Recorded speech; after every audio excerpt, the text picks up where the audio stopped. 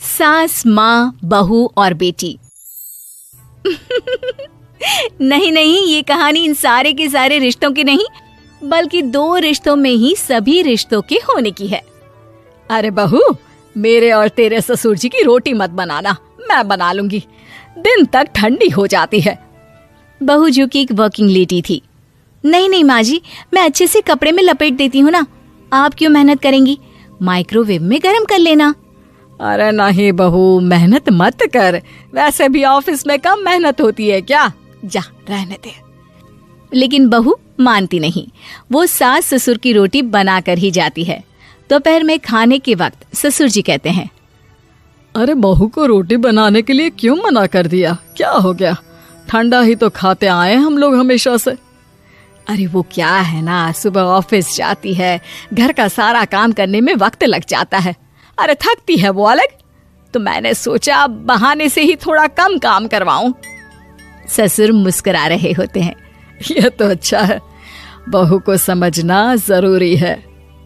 वक्त बीत रहा था, घर में सब खुश थे कि एक दिन, माँ जी आप शाम को थोड़ा टहलने निकला करें, घर पर रह रहकर हड्डियां जाम होती है, पापा को भी ले जाया करिए, मैं वक्त पर तो आ जाती हूँ। बहू ठीक 5 बजे ऑफिस से घर आ जाती है। फिर चाय नाश्ता बनाकर सास ससुर के साथ बैठती, उन लोगों को सारा दिन का हाल बताती। रात को पति घर आता है।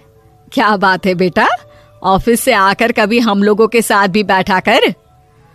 अरे माँ, दिन रात काम करके मन ही नहीं करता, अगले दिन की फिर तैयारी होती है, आप और पापा ही कमरे में आ जाओ। इससे अच्छी तो बहू है, कितना भी थकी रहे, घर आकर हम लोगों के लिए चाय नाश्ता बनाना, फिर बातें करना। बहू ना होती तो हम बुढ़ा बुढ़िया तो बैठे ही रह जाते। सास और ससुर अब बहू के कहने पर शाम की सैर पर निकलने लगते हैं। सास की कई सहेलियां बनती है तो ससुर को भी कुछ बुजुर्ग लोगों का ग्रुप मिल जाता है। कैसा रहा सहेलियों के साथ शाम का वक्त? हम लोगों ने तो भाई खूब योगा किया। अरे हम लोगों को गप्पों से फुर्सत ही नहीं होती। वैसे मिसेस मल्होत्रा आज बहू के बारे में कुछ बोल रही थी। तभी वहां ऑफिस से बहू आ जाती है जो जींस और टॉप में होती है। क्या बात है माँ, क्या कह रही थी आपकी सहेली आपकी बहू के लिए? सास इस बार बहू को कुछ अलग तरीके से देखती है और उल्टा सवाल ही दाग देती है। क्या कह रही थी वो हटा, ये बता, तेरे ऑफिस में तो मर्द भी काम करते होंगे ना? बहू जो अब तक मजाक कर रही थी वो सीरियस हो जाती है। मर्द होंगे नहीं माँ जी, मर्द ही ज्यादा है, हम 5 ही लड़कियां हैं ऑफिस में। अरे तो अच्छा लगता है क्या ऐसे कपड़े पहनती हो? कल से तुम ना साड़ी पहनकर ऑफिस जाना, और हाँ, शाम का नाश्ता थोड़ा जल्दी बनाया करो, नाश्ता बनाकर बाद में ही ऑफिस के कपड़े चेंज करने जाना। बहू को समझ में नहीं आता कि सास को हो क्या गया है, लेकिन वो कुछ नहीं कहती, सीधे किचन में जाकर चाय नाश्ता बनाती है और सास ससुर को दे देती है। अगले रोज बहू ऑफिस के लिए तैयार होती है तो खूब सुंदर सी साड़ी पहनती है और ऑफिस के लिए निकलने से पहले सास और ससुर के पैर छूती है और निकल जाती है। क्या बात है, आज मेधा के ऑफिस में लग रहा है कोई फंक्शन है। अच्छा, पता नहीं, मुझे तो बताया नहीं, वैसे तो सारी बात करती रहती है। अरे देखा नहीं कैसे साड़ी पहनकर जा रही थी?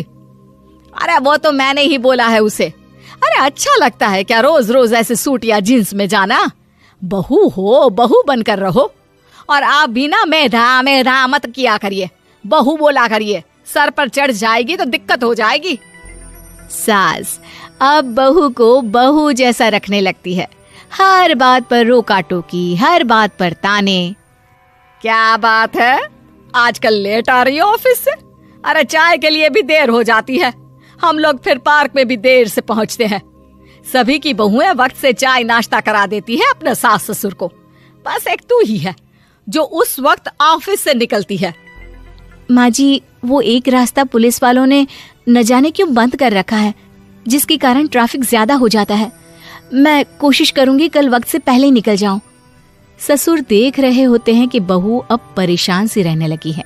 एक रोज, मेधा, बेटी मेधा। जी पिताजी। बेटा देख जरा कौन सी टी शर्ट अच्छी लग रही है। वो क्या है ना, शाम को सब बदल बदल कर टी शर्ट पहनते हैं, मैं भी सोच रहा हूँ कि आज कुछ अच्छा सा पहन कर जाऊं।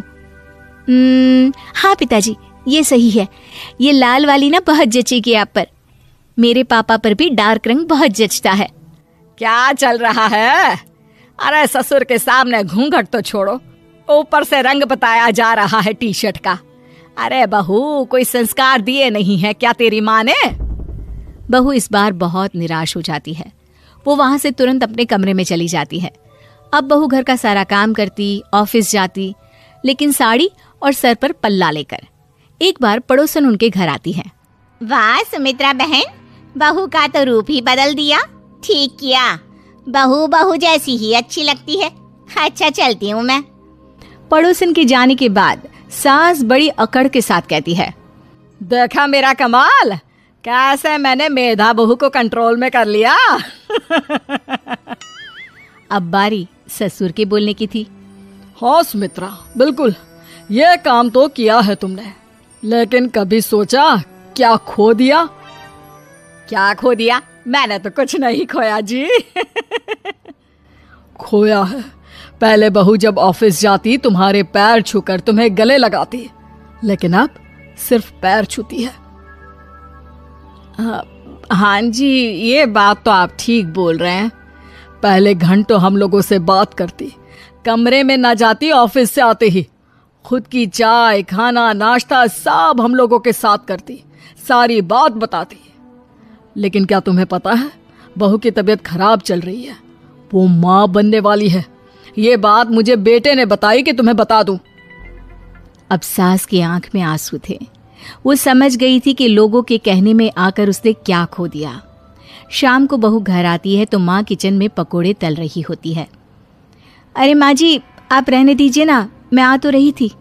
अरे नहीं, जा तू चेंज कर ले, मैं नाश्ता और चाय टेबल पर ही लगा रही हूँ मेधा।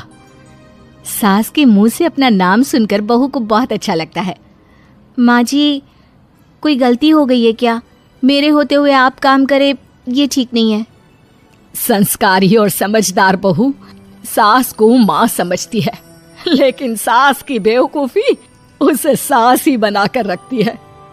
बहू, मुझे भी थोड़े संस्कार और समझदार बनने का मौका दे, जिससे मैं भी बहू नहीं बेटी को देखूं तुझ में। और हाँ, मेरा होने वाला पोता क्या कहेगा कि दादी ने तो मेरी माँ को बहुत परेशान किया।